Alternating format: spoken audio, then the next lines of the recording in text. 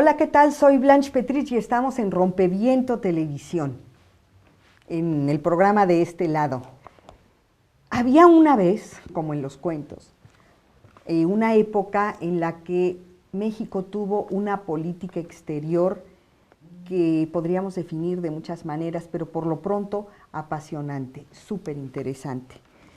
Una política exterior, un ejercicio de la diplomacia que le permitía a México ejercer y tener ciertos márgenes de soberanía, que permitió a México en etapas claves como durante la Guerra Civil Española, durante las dictaduras sudamericanas y sobre todo durante el conflicto armado en Guatemala, ser un país solidario, de brazos abiertos, con una clara política de asilo y de exilio.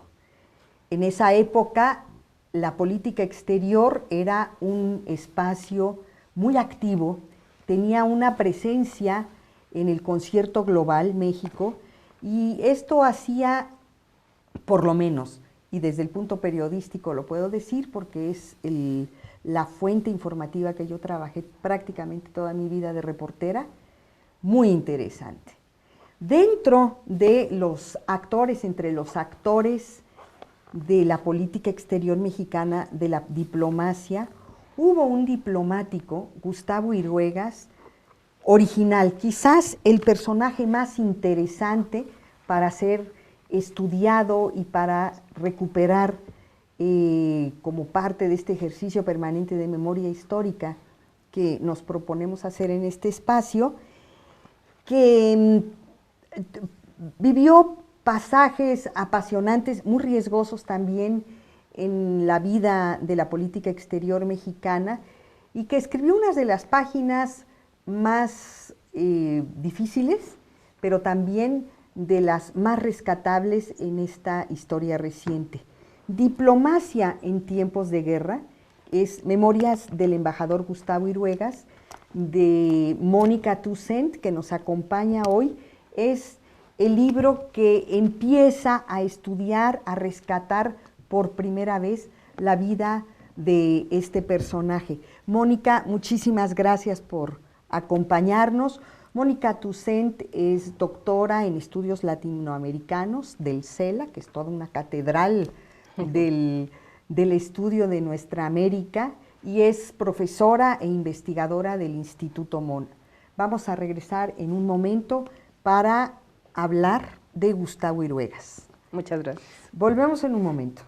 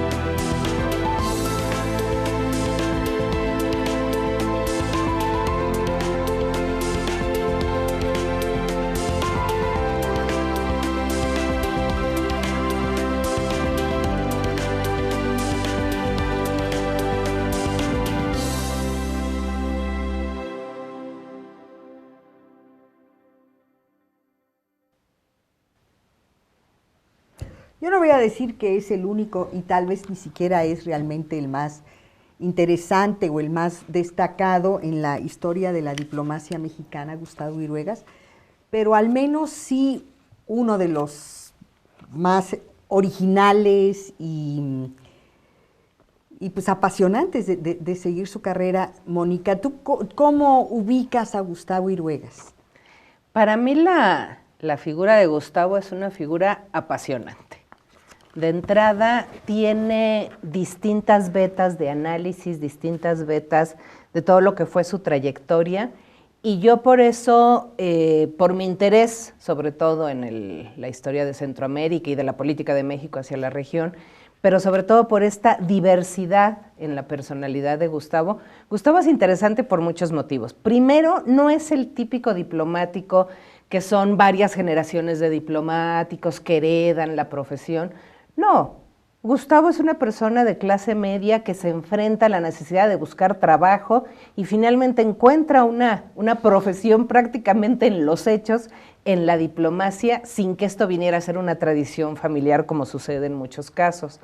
Por otro lado, Gustavo tenía una vocación de periodista, una vocación de historiador, una vocación muy práctica, y que esto se va conjuntando de manera que él empieza a desarrollar su trabajo en la Cancillería a partir de, primero, puestos menores, pero tiene que estar en Cuba, en una época muy, muy complicada, cuando el embajador de México en Cuba en ese momento, por ejemplo, vendía los asilos, y Gustavo tiene la valentía de denunciarlo. Siendo él un funcionario menor, no puede tolerar una cosa de ese nivel, y él denuncia lo que está sucediendo, está en distintos lugares, pero sobre todo creo que la parte más interesante de la vida de Gustavo es cuando él está en Centroamérica. Primero a mediados de los años 70 en El Salvador, luego en Nicaragua en el 78-79, en el momento de la represión más violenta de Somoza y el momento de la ruptura de relaciones de México con el gobierno somocista, y después le toca estar en El Salvador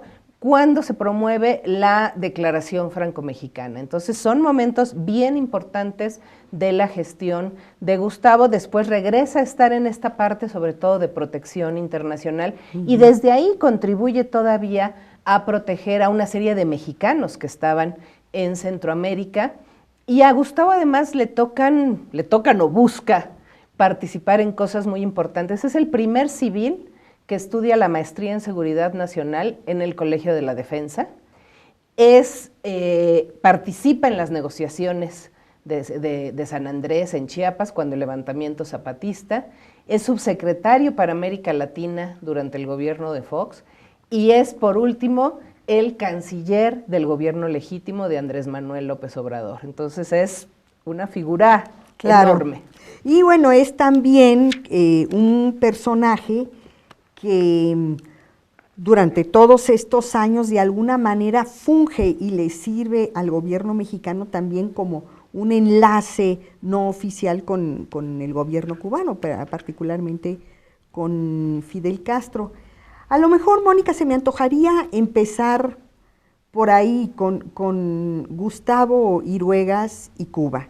Finalmente, enfermo de cáncer, es en Cuba donde termina su vida hace, ¿cuántos años ya? Fue en 2008, octubre de 2008. En 2008.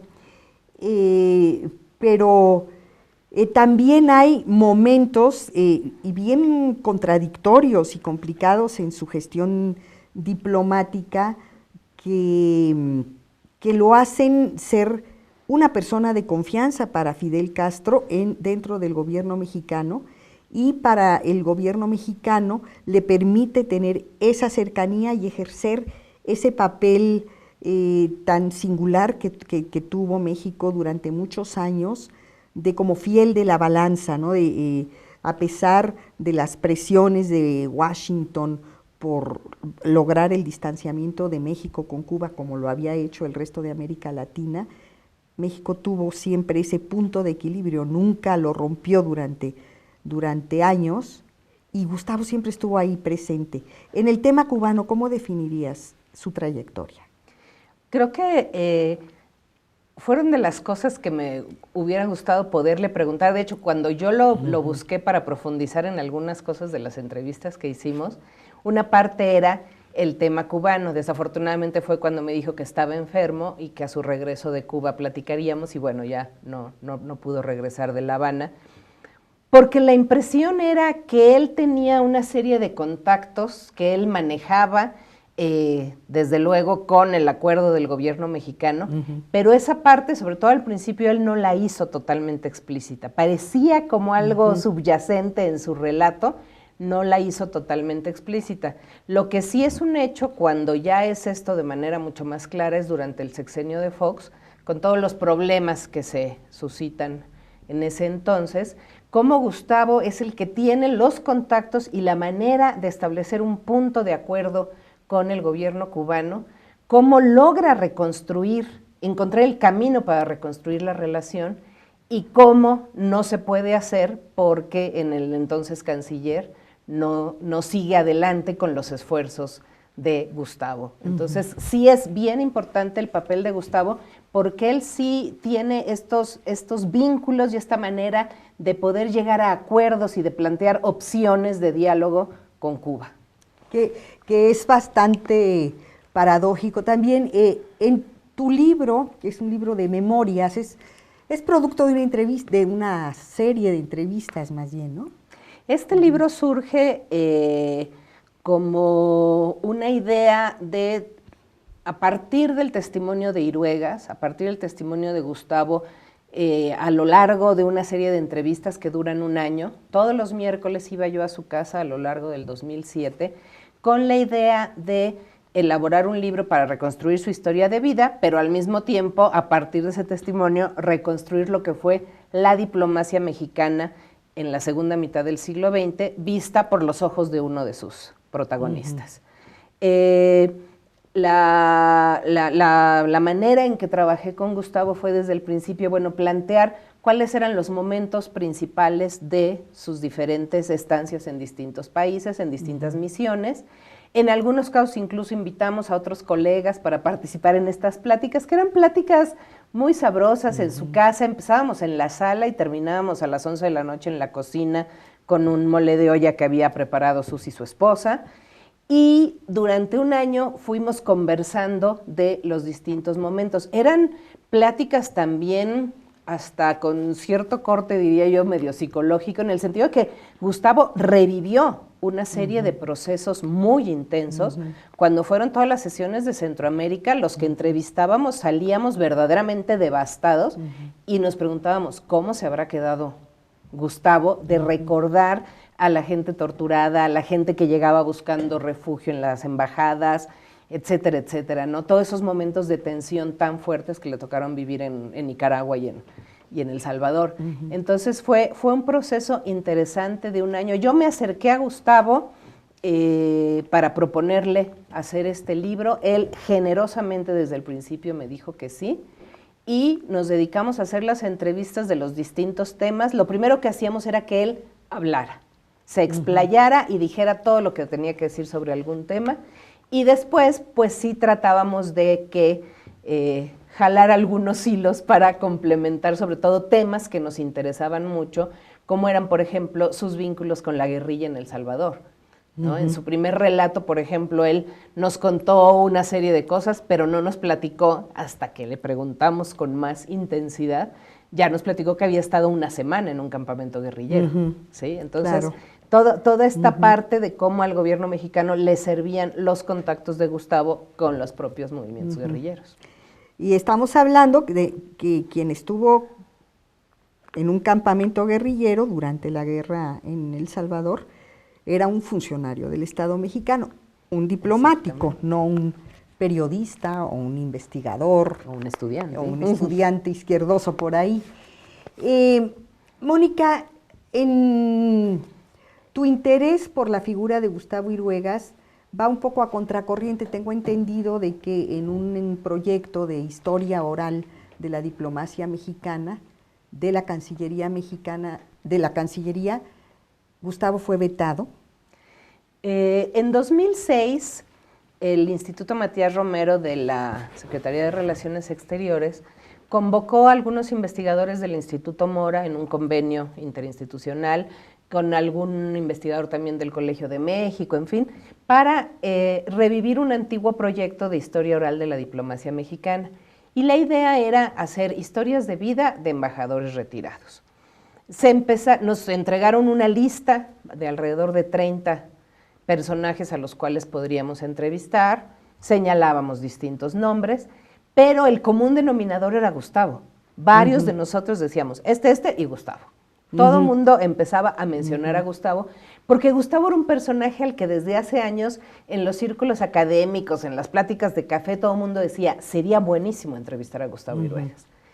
A la hora que planteamos nuestras distintas opciones, no hubo un veto explícito, oficial, etcétera, pero nos dijeron, mejor a Gustavo Iruegas y a un par de personajes más cercanos a la época de don Jorge Castañeda, el Grande.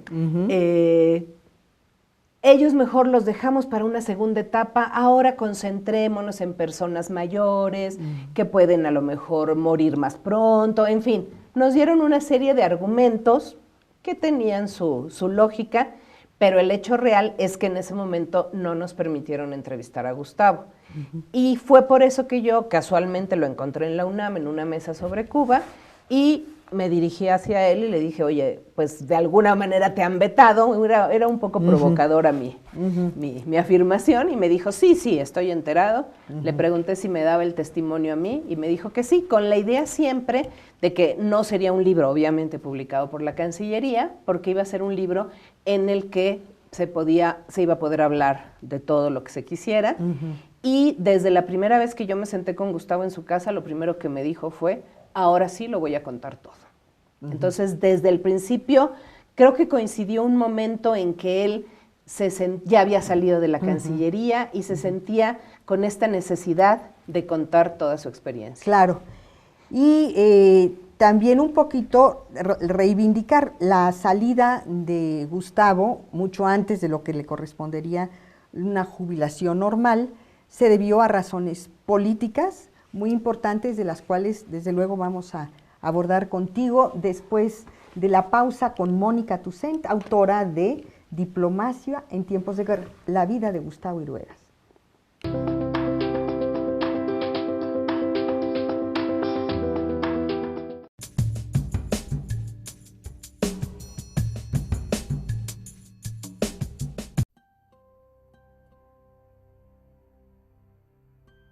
Antes, no solo en este coloquio, pero también en él, hemos señalado el carácter belicista del capitalismo.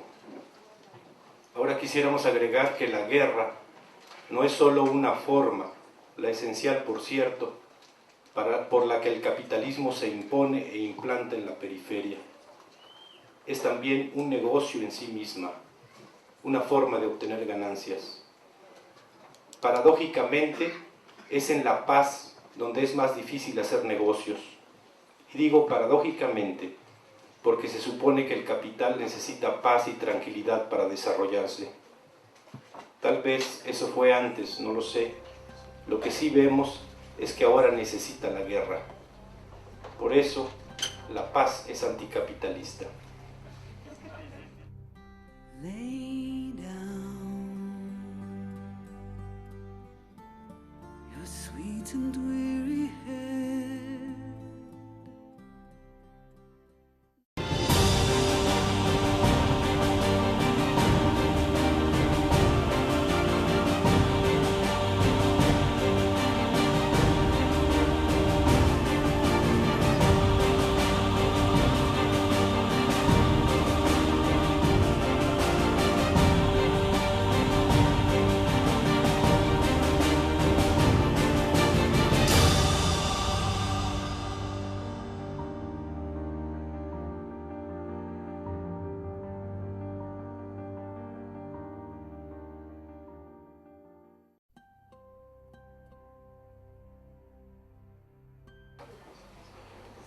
Como hace tiempo no ocurría, nuestras comunidades, nuestras compañeras y compañeros están siendo agredidas.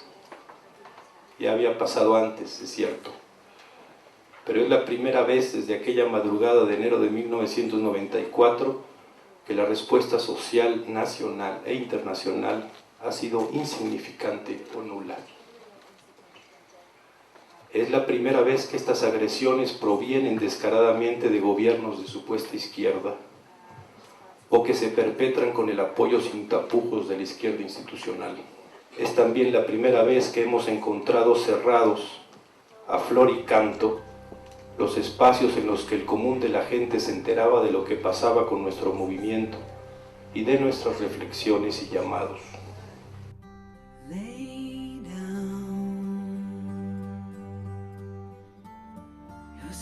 And weary head, night is falling, you've come to journey's end, sleep now,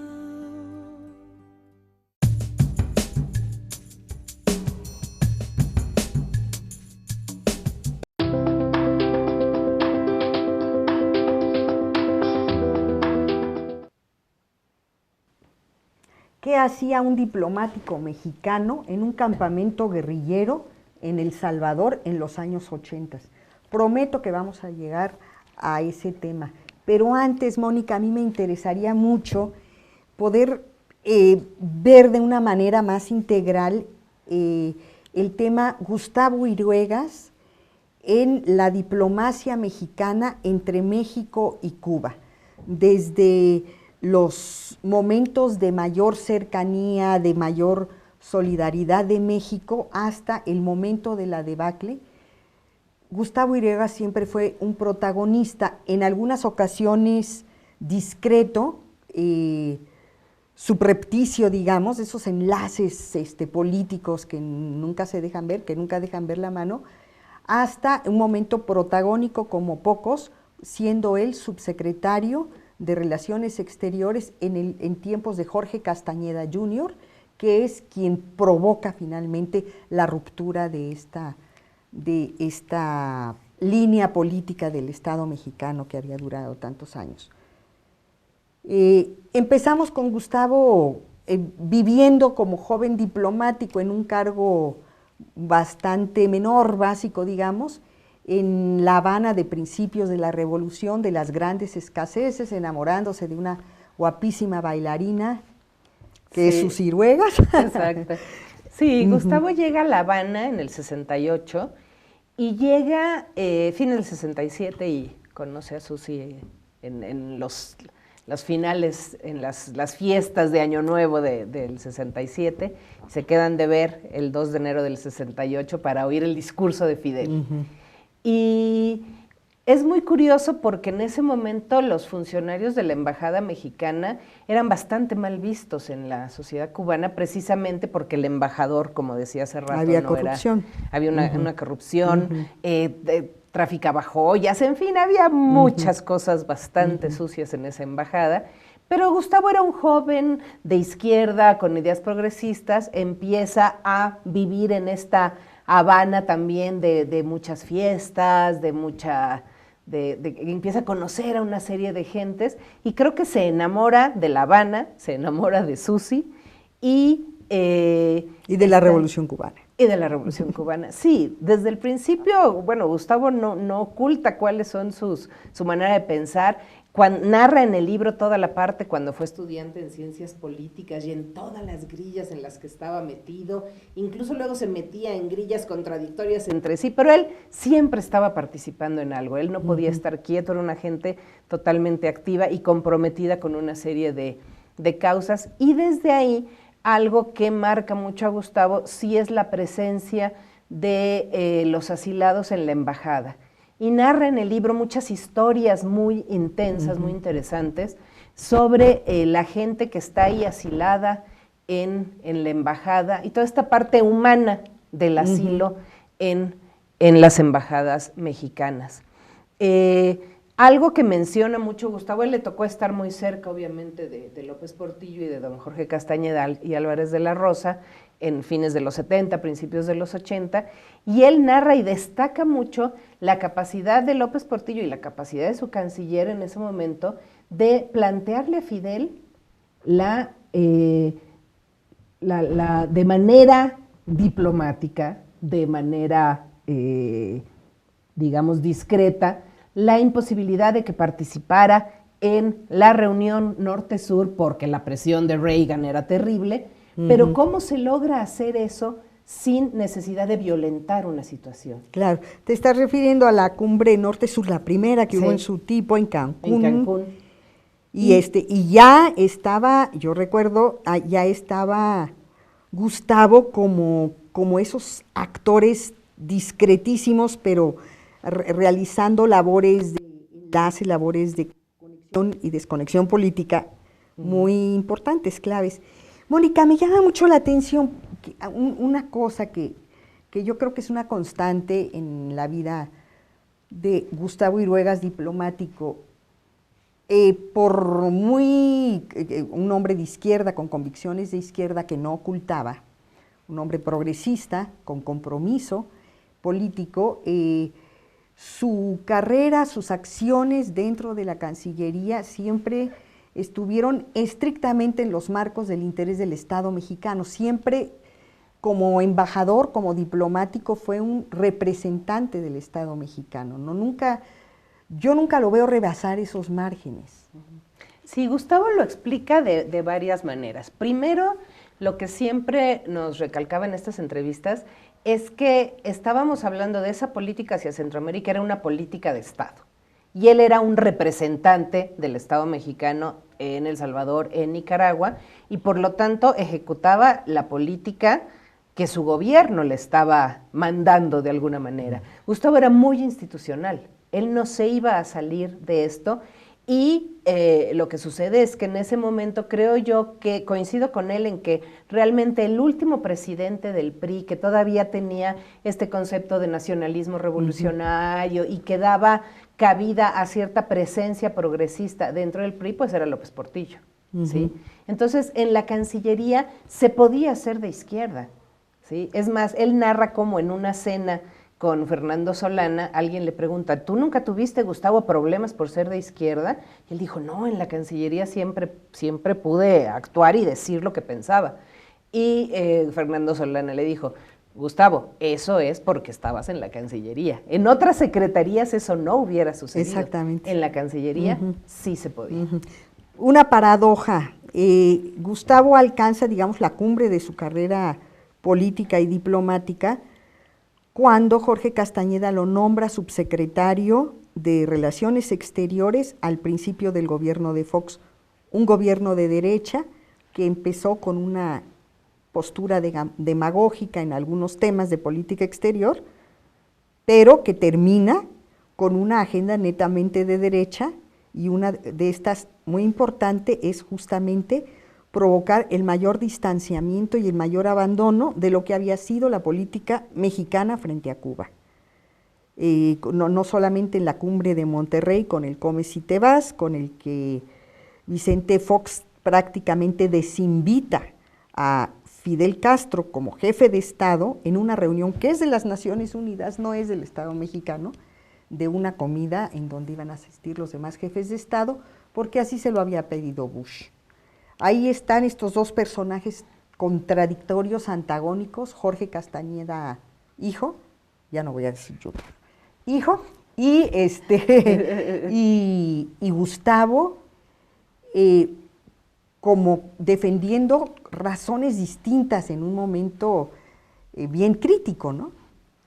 Sí, aquí lo interesante es que pues Jorge Castañeda, hijo, y Gustavo se conocen exactamente desde los años 80, cuando Jorge Castañeda Goodman tenía una postura mucho más progresista, donde en sus textos y en sus clases en la universidad hablaba a favor de lo que estaba haciendo su padre, de lo que estaba haciendo el presidente López Portillo. En sus clases, yo recuerdo haber asistido a sus clases y él decía platicaba cómo México le había dado armas a los sandinistas, es decir, él tenía una postura muy distinta, y en ese momento fue cuando Gustavo conoció a Jorge. Y claro, cuando años después Jorge le propone participar como subsecretario para América Latina en la Cancillería, para Gustavo es de alguna manera regresar, sabe obviamente que ha cambiado una serie de cosas, pero considera que bueno, que se pueden hacer cosas importantes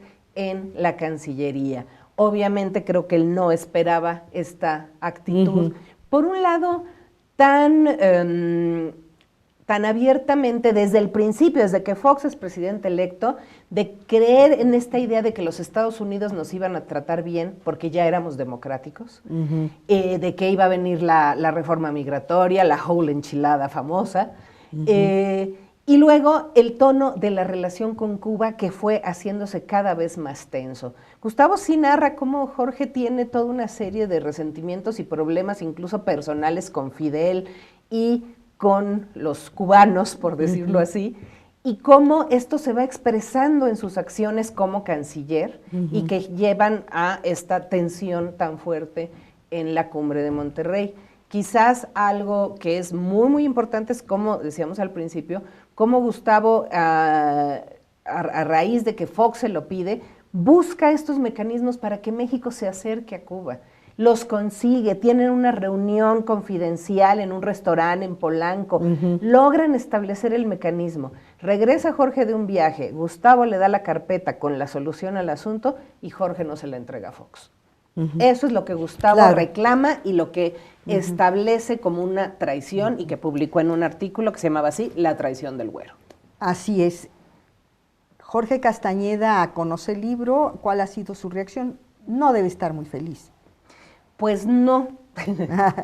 De manera, él conoció una versión previa que empezó a circular desafortunadamente, de manera informal, pues sí, me manifestó su inconformidad. No abiertamente me dijo estar inconforme con las cosas que se dicen de él, pero un poco la postura, y quizás la postura de algunos otros, es negar que esto lo dijo Gustavo. Es decir, pasa una cosa muy paradójica. Gustavo, con su manera de pensar tan clara, de todas maneras es una gente muy, muy respetada en la Cancillería, ¿sí? ¿Y qué es lo que pasa? Que alguna gente que le molesta lo que dice Gustavo tan claramente en este libro, su respuesta no es enojarse con Gustavo, sino es decir, esto no lo dijo Gustavo. Cuando no solamente lo dice, sino lo escribió muchas veces y lo dijo en otras entrevistas. Nos vamos a ir un corte. En un momento volvemos.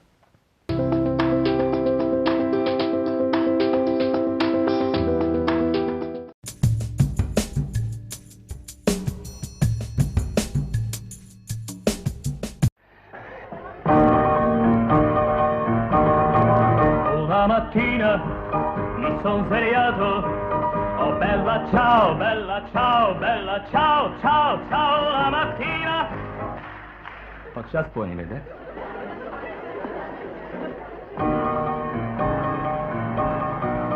Una mattina mi son svegliato, oh bella ciao, ciao, ciao, ciao, la mattina mi son svegliato e ho trovato l'invasore partigiano, portami via, oh bella ciao, ciao, ciao, ciao, partigiano, portami via, che mi sento di morire se muoio da partigiano, oh bella ciao, ciao, ciao, ciao, e se io muoio da partigiano, tu mi devi seppellir. Rascia Lucia, Rostic nie nada, oh bella ciao, ciao, ciao, ciao, ja na świecie ujdu z Adrianem, garibaldijskich partyzan i sztuk faszystów w garach zasadi. Oh bella ciao, ciao, ciao, ciao, i будут биться со мною рядом мои друзья из разных стран. Нам будет трудно, я это знаю. О bella ciao, ciao, ciao, ciao, за свободу родного края мы будем драться до конца. И за свободу родного края мы будем драться до конца. Час!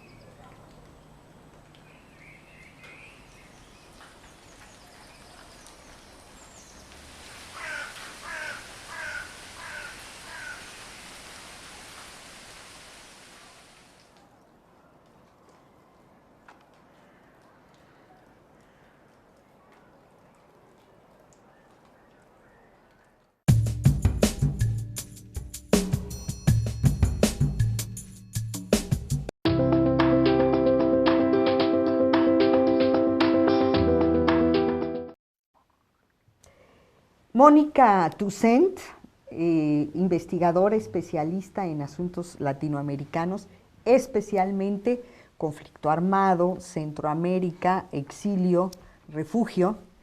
Es prácticamente la biógrafa, la única biógrafa hasta ahora de Gustavo Iruegas, diplomático mexicano. Y nos decías, Mónica, esta frase que te dice Gustavo, que entraña toda una determinación, lo voy a contar todo. Y es un libro apasionante que está lleno de revelaciones. A mí no me sorprenden mucho porque prácticamente yo como reportera acompañé, en mi vida de reportera acompañé la carrera diplomática de Gustavo en los temas que él abordaba, eran mis temas de trabajo.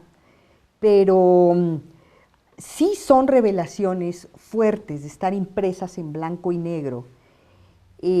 Hay temas que están expuestos con una franqueza que se agradece porque están despojados de toda floritura que de pronto el lenguaje político, el lenguaje burocrático oculta.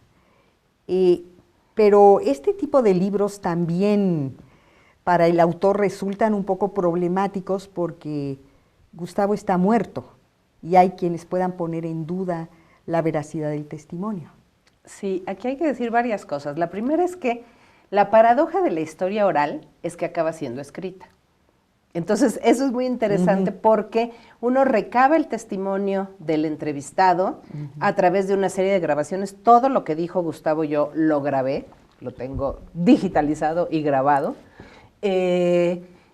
Pero finalmente a la hora de exponerlo en el libro no puede quedar tal cual lo decía él, con sus dudas, con sus repeticiones, sino hay que darle una redacción propia de un libro escrito.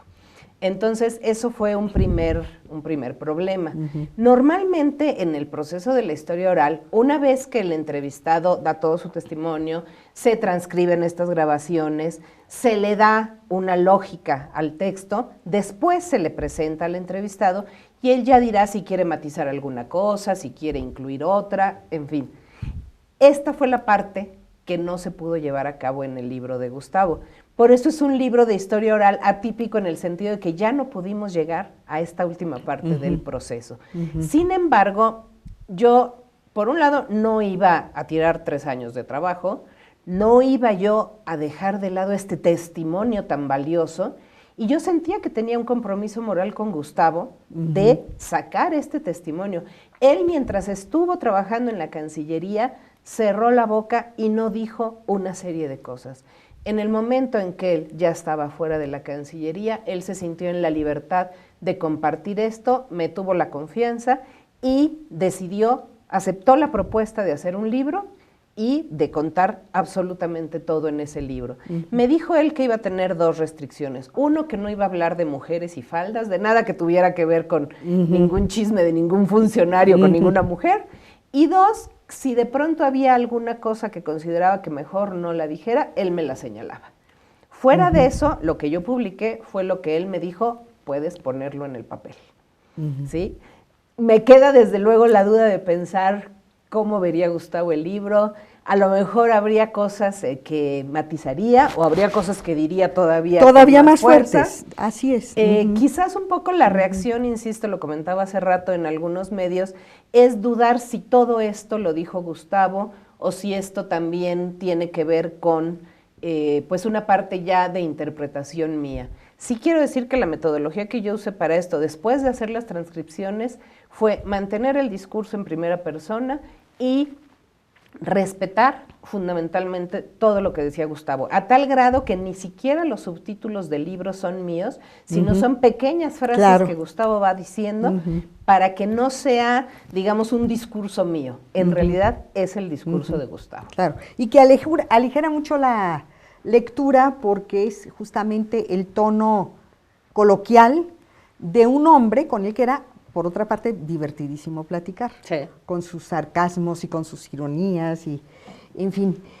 Aparte de las revelaciones, yo sinceramente conocía la anécdota desde hace muchos años, pero nunca imaginé que Gustavo lo iba a platicar para publicación, por ejemplo, en los años del levantamiento sandinista, en el 79, en Nicaragua, el episodio de Susi, su mujer, trasladando armas en el vehículo de la embajada mexicana, ella muy calmada, cayendo en los retenes de la Guardia Nacional Somocista y pasando tan campante con el armamento. Esas son como pequeñas perlas que uno va encontrando, ¿no? Sí, creo que la narración que hace Gustavo de los asilados, fueron pocos meses, fue de septiembre de 78 a mayo de 79, pero llegaron a tener simultáneamente más de 400 asilados en la embajada y en total creo que fueron más de 600, 700, y todas las historias que pasaban ahí y cómo ellos se iban involucrando con la guerrilla desde darles armas, desde ayudarlos a pasar las armas, hasta informarles cuándo México iba a romper relaciones con Somoza, y como los sandinistas ya estaban impacientes de que esto se fuera a llevar a cabo, le hablaban a Gustavo y en clave le preguntaban, ¿cuándo se cae el aguacate del árbol? Y era estar esperando a ver, porque para Gustavo tenía que estarle informando a México y al mismo tiempo mantener el contacto con la guerrilla. Y creo haber tenido ahí a una parte del grupo de los 12 asilados, y cómo, por ejemplo, narran cómo Gustavo viene a México, y estando Susi en la embajada, Susi y su esposa, Sergio Ramírez le dice, tenemos que ir a una reunión, y Susi naturalmente les dice, hombre, yo los llevo, y se sale de la embajada con 2 asilados a una reunión clandestina, los espera y los regresa. Es decir, también está todo el relato de cómo en un momento dado hay que llevar dinero, y pues a Susi le dan un paquete y ella lo lleva, y después se dice, en los sandinistas le decían, usted es la señora del $1,000,000.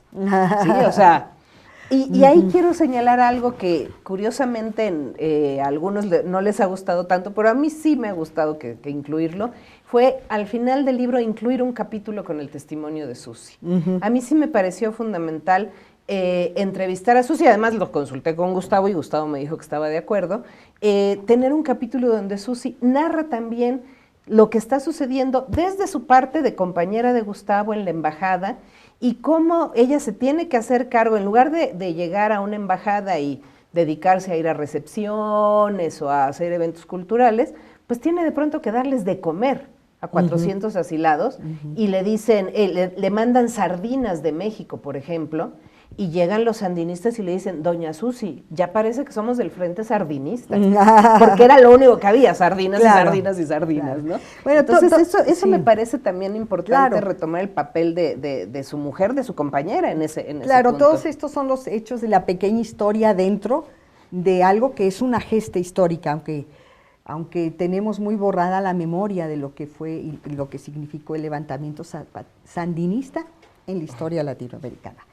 Pero dentro de estas anécdotas, o más bien afuera de estas anécdotas, hay hechos de mucho interés que a mí me gustaría abordar.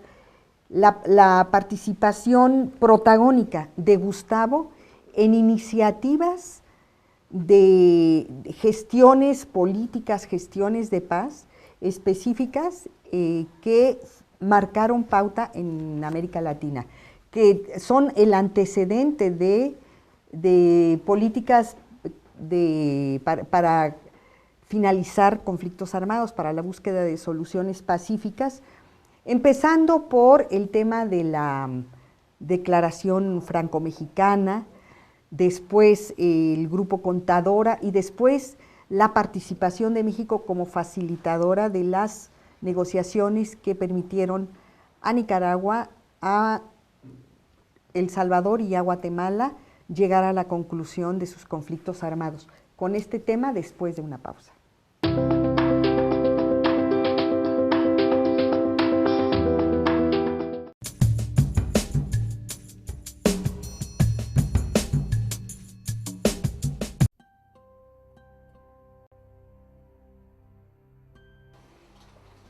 Don Pablo González Casanova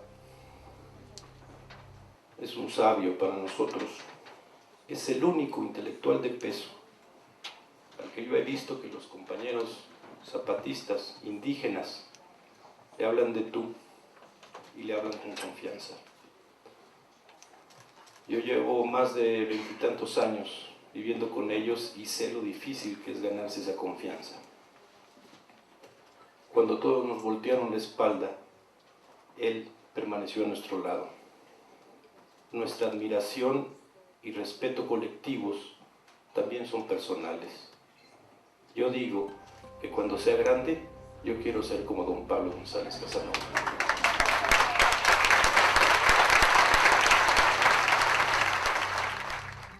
Lay down your sweet and weary head.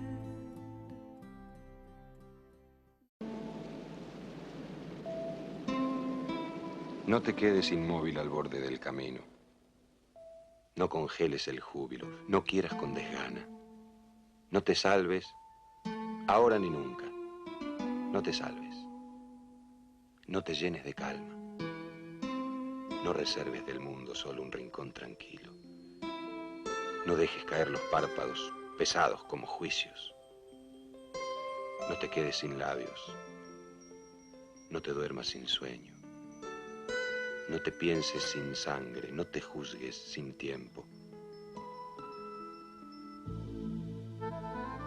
Pero si pese a todo no puedes evitarlo, y congelas el júbilo y quieres con desgana, y te salvas ahora y te llenas de calma, y reservas del mundo solo un rincón tranquilo, y dejas caer los párpados pesados como juicios, y te secas sin labios y te duermes sin sueño, te piensas sin sangre y te juzgas sin tiempo, y te quedas inmóvil al borde del camino, y te salvas. Entonces, no te quedes conmigo.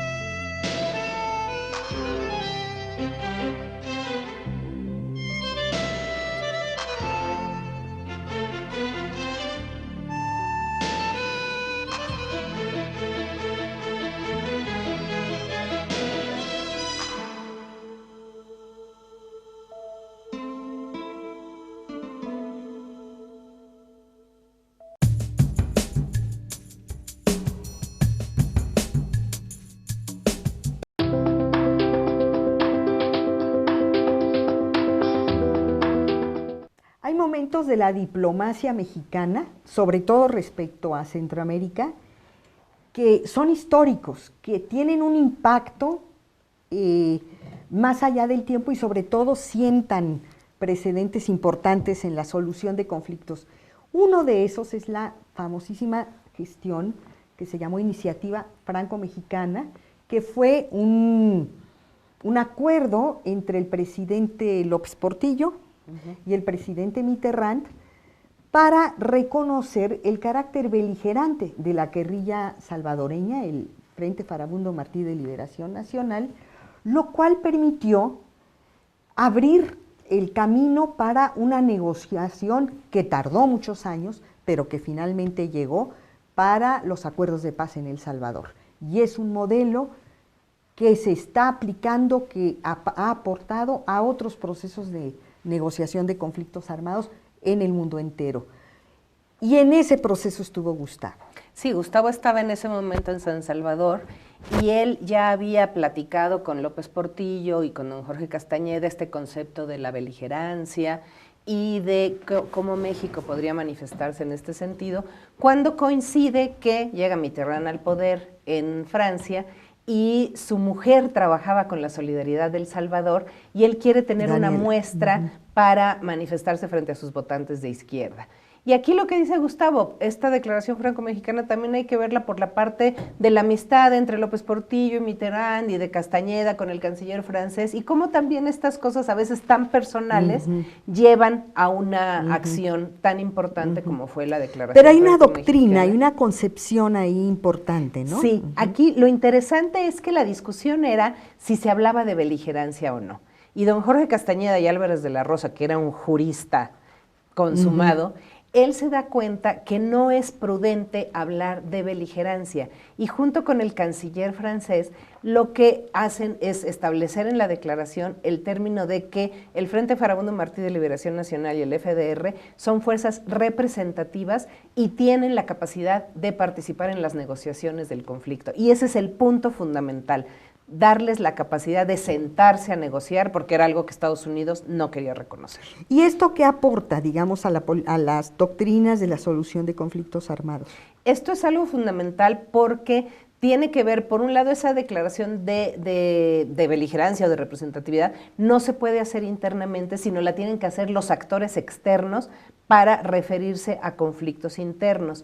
Esto es muy importante porque en los distintos conflictos a lo largo del mundo da también la posibilidad de que los actores externos hablen y participen en estos conflictos y presenten sobre todo estas propuestas de negociación cuando se tienen actores tan intransigentes como es el caso de Estados Unidos. Sí, recordemos que es el periodo de Ronald Reagan y es sí, el proyecto bélico para Centroamérica, no había otro.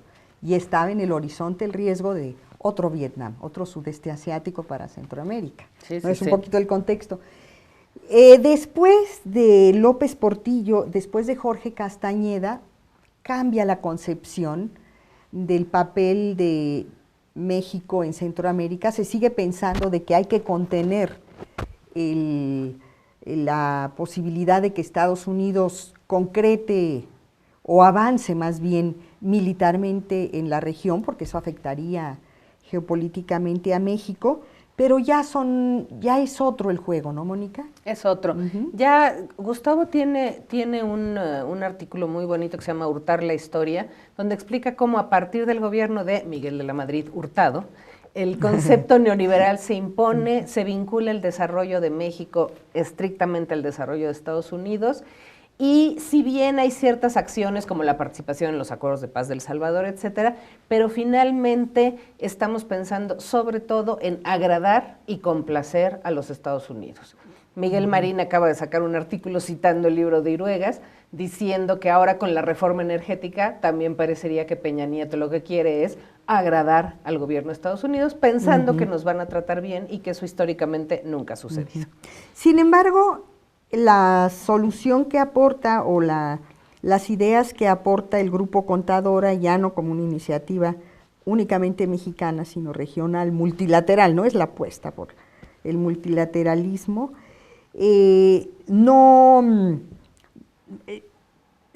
no es a contracorriente de los designios militaristas de Estados Unidos, pero sí representan una contención a esta política, ¿no? Sí, de la Madrid intenta de alguna manera dar marcha atrás en un enfrentamiento, digamos, directo México-Estados Unidos, porque considera que la política de López Portillo fue muy onerosa. Sin embargo, lo que busca es, sobre todo por la iniciativa de Sepúlveda, es convocar a otros actores regionales, a los más cercanos a Centroamérica, para tratar de lograr la negociación de la paz. No se logra la firma del acta de Contadora en el 84, pero sí Contadora constituye un antecedente de lo que después serían ya los acuerdos de Esquipulas y todo el esfuerzo de los países centroamericanos ya por llevar adelante su propio proceso de paz. Me recordabas que ya Gustavo no estaba, digamos, en primera fila de estos procesos. A él lo habían trasladado primero a Jamaica, luego el trabajo que hizo en protección, otras embajadas, Noruega. Sí, Gustavo en este momento, lo que es importante es que no pierde el contacto con Centroamérica a partir de la Dirección de Protección. Sigue siempre teniendo contacto e incluso ayuda a muchos connacionales que habían estado en Centroamérica participando en los movimientos sociales. Está en Jamaica en el 85, va a Noruega, va a Uruguay y también es cónsul en San Diego, donde tiene una experiencia muy directa también con todo la cuestión de la migración. Migrantes. Sí. Como no tenemos ya mucho tiempo, Mónica, yo quisiera aterrizar en otro momento del trabajo político de Gustavo Iruegas, ya no en la diplomacia mexicana, sino en la política interna y más concretamente de seguridad nacional, con su experiencia como asesor de la delegación mexicana gubernamental en los acuerdos en las negociaciones de San Andrés Larraínzar Sí. con el ejército zapatista.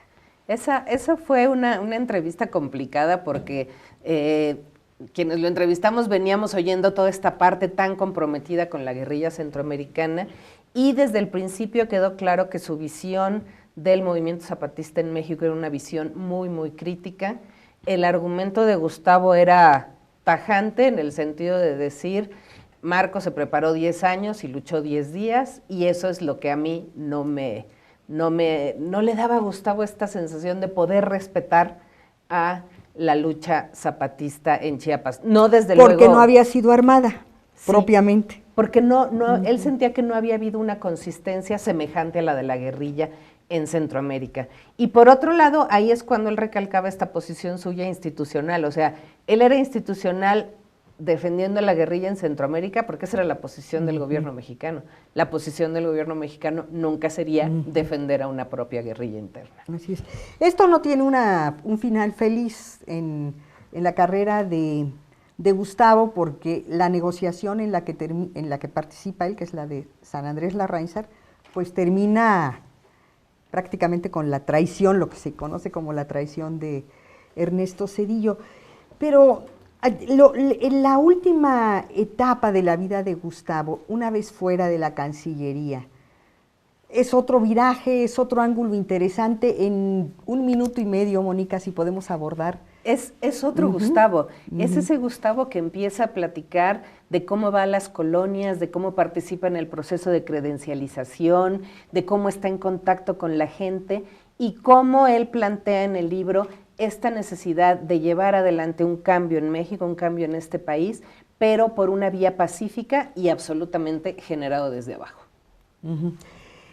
Es digamos, en el gobierno, ¿cómo se llama? De López Obrador, El gobierno legítimo de López Obrador, el encargado de la política exterior mexicana. ¿Cómo veía él este papel suyo ahora en la disidencia?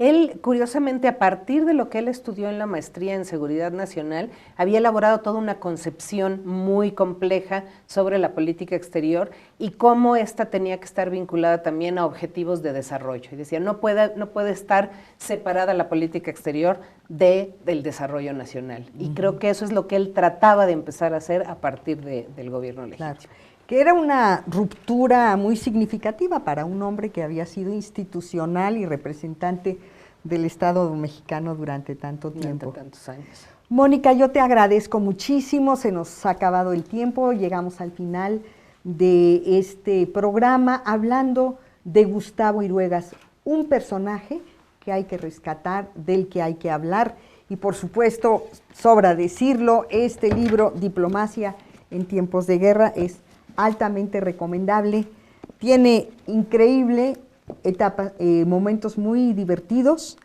y yo quiero agradecerle a Mónica haber hecho el libro y haber venido a platicar sobre Gustavo con nosotros. Gracias por haberme Mónica. invitado. Nos vemos nosotros el próximo lunes de este lado. Por lo pronto, quédese en Rompeviento Televisión por Internet. A continuación viene Mirada Crítica con Héctor Javier Sánchez. Nosotros nos vemos la próxima semana.